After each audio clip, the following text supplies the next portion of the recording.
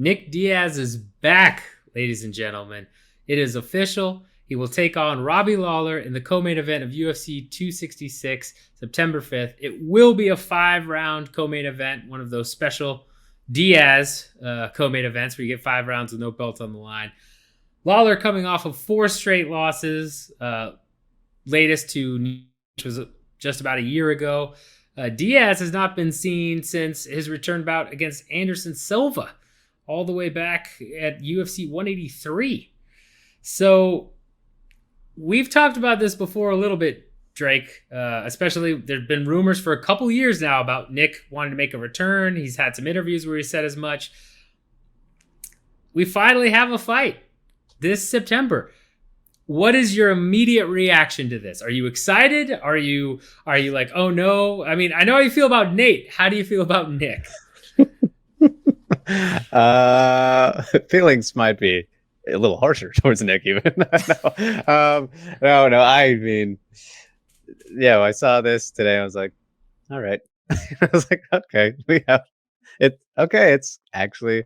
I mean, I'm not gonna believe it's gonna. It's one of those cases where I don't know if I believe it'll happen till we see them walking to the octagon, because they're just some of those fighters where silly things happen. If you look back at Nick Diaz, when he came back to the UFC, he was supposed to face GSP right away, right? But then it turned into BJ because he didn't show up for a press conference, or whatever the silliness was there. So who knows if Dana would still do the same thing nowadays. I feel like he might not, but and not to say Nick will do that, since he's been showing up to events just for fun these days. What he was at the last 261 and 263. Of course, his brother fought on 263. But yeah, it's I'm glad that this is the type of fight that they went with, and not giving Nick Diaz like Masvidal or a top guy, which would have just been way more absurd than Nate getting Leon, just because Nate has at least been more active and won a fight in the last decade. So there's that, whether or not it's at welterweight or not. But I'm glad that they're doing something like this, because when we discuss the possible opponents, my fight I always want to see Nick Diaz come back to, if he was to come back, because I didn't care and I don't care if he comes back, if I'm going to be honest, was Dan Hardy. I always thought that was just a fun fight that we missed out on. 2 welterweight brawler type dudes, or maybe a Matt Brown or a Robbie Lawler was one we threw in there, a rematch with Robbie. And we're getting that, which is kind of surprising that they are going to do it this way, because of just the Diaz name and who we saw Nick fight in his last fights, which were, yes, 6 years ago with Silva, when Silva was, that was fresh off of the Weidman losses, right? So still early on in his downfall.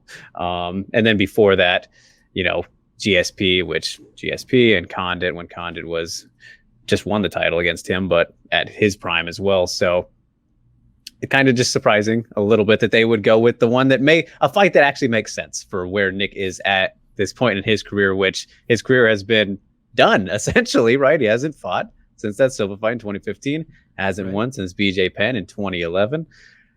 And then Robbie, on the other hand, a guy who, he's definitely towards the end of his career as well. He's had one hell of a run.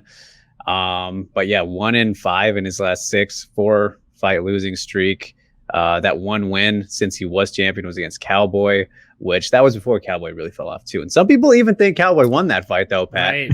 Yeah. So, and I think I'd have to go back and watch it, but I feel like at the time I was a little bit, I thought it was very, very close, but not quite sure I'd lean very heavily on either direction. But point is, neither of these guys should be expected to be anywhere near the best that they've ever been. So I mean, as right as this fight is to make, or a fight like this, as I was just saying, I really don't think it's going to be that good. It might be kind of sloppy, crazy. But if you look at Robbie's performances, specifically these last 2 against Magny and Covington, just really didn't do anything. He just really couldn't. Where was Ruthless? He wasn't in there, man. So I'm surprised that he's kind of coming back at all. I feel like he would have been a guy who rode off into the sunset without maybe saying it, a little Sean Shirk style. You remember he retired and just didn't tell anyone kind of thing. And I feel like he might not even have still confirmed that, but we know he's not coming back. And then Nick, I'm going to tell you, I don't think that his last 3 fights were very good either. And I think most people will agree on that Condit fight being a letdown. GSP dominated him. So not a great fight. I mean, a great fight if you like GSP and don't like Diaz. Silva fight definitely was not a good fight. People just love the first minute of it with the showboating. But if you go back and watch the whole thing, wasn't that great. Pretty much Silva just outpointed him, is what it is. Nick Diaz hasn't been exciting since Strikeforce. Saying that now, and I don't expect anything to change 10 years later, man. All right. We're gonna cut it off there. You've had your rant on old Nick Diaz. Had your old rant, your Diaz. What do you think, Pat? So I think this is the right matchup. I think Hardy would have been great, but obviously he had a falling out with the promotion, got released, and you could have gone with Condit. I wouldn't have necessarily been upset at that, but Condit has been more active and actually looked okay, right, in his last fight. I mean, that's saying something, where a couple fights before then, Condit looked awful and like a shell of his former self. But he looked fine this last time around. So I'm not mad at them giving Diaz, someone who's been off for 6 years, a fight against a guy like Lawler, who is definitely in the twilight of his career. It's an interesting fight as well, just because of the history, and I think that adds to it. I think that's why Condit is the other possible option of who you'd want to fight. You could do Matt Brown, sure, but again, Matt Brown's been in there looking, not bad at all great either. Knockout in his last one. Yeah, I mean, and it's tough, right? Because I have seen some people say Condit and Matt Brown are still in there, like throwing with the best of them. It's like, let's make sure we're framing this correctly. They are doing very well for the level of competition that they are put up against, but against top guys or top 15 and beyond, nobody wants to see Matt Brown versus Kamaru Usman, right? Like, does anyone really want to think that that's going to be a fun fight? And that's okay. And Matt's even kind of basically acknowledged that's where he is. And I feel like Robbie is also the type of guy to acknowledge, he's not necessarily going to get another title run, and he's not going to have that delusion of I'll make my way back up to the belt, it'll be fine.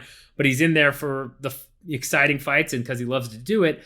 And that's where this matchup seems perfect, because if you're Robbie Lawler, right, you've had 4 losses in a row, again, had that win over Cerrone, but a lot of people thought he lost it. And you're not going to get a top 10, top 15 guy, maybe a lower end of the 15, if you are lucky, type of scenario. But most likely your other options are being fed new up and comers to be kind of a gatekeeper, or try your way back to the bottom half of the top 15, and that's it. This, however, is probably the one type of fight he can still relish. He can get that win back. It's a big name fight, so he still gets kind of the marquee type of treatment. Makes all the sense of the world to do this fight. And yeah, I am shocked that this is what they're going with. But then again, I wouldn't be surprised if this is also something that Nick said, yeah, I'm all about that type of fight. Whereas Nate is much more likely, in my opinion, to demand near title shots, make sure it's big money fights, doesn't want anything else. With Nick, he seems like he's just wanting to come back, at least from the interviews and from everything else we've heard. He just wants to get back in that octagon again and kind of doesn't care against two. So this fight is perfect. It will do good business. It's a good way to market both guys, Lawler and Diaz. It also bumps up, and beefs up that pay-per-view a little bit, because I believe right now you've got Volkan Ortega. Yeah, and which is fine, but you needed a good co-main, and we've talked some previous videos about how there's a lack of titles available to be defended, right? AKA Francis Ngannou's situation and how they're doing the interim. They've got all just these. make one. just fake one. But this satisfies that need as well. You got another big co-main event that doesn't require a champion to step in. So I love this fight. I'm excited for this fight in hoping that they have both fallen off enough that it will be exciting, right? We've seen that happen before where guys that are older end up getting into a really exciting fight, even though if they were fighting almost anybody else, they'd get the shit kicked out of them. It's all about, the best fights are all about matching up competition levels to be equal, right? You can have great fights with older guys. We've seen that happen before. So I think this has the potential to be that, especially with Lawler, yes, has lost and hasn't done much, but it wasn't like he got knocked out in 10 seconds or just utterly, bloodied up beyond recognition. He didn't take too much damage and he still hung in there. And Diaz, against the Silva fight, didn't do a lot, didn't look great, but still did his classic Diaz, showboating. And I'm sure there will be some of that in this fight. So I like this matchup a lot, and I am optimistic and excited for it, Drake. I think you need to get a little bit more pumped up. Well, I think you helped me there a little bit, because my mind instantly went to when you mentioned kind of those guys who have fought before fighting again when they're older and kind of feeling revitalized or fighting to the level that they're at, and just kind of bringing the best out of each other for where they are. My mind went to Rampage and Vanderlei 4, which, if you remember, was a bit of a slop fest, right? But it was pretty fun. I was there for that one, and we got a great knockout out of it. So, will the same exact thing happen? Not sure about that, but that's where my mind went. So, with this one on 266,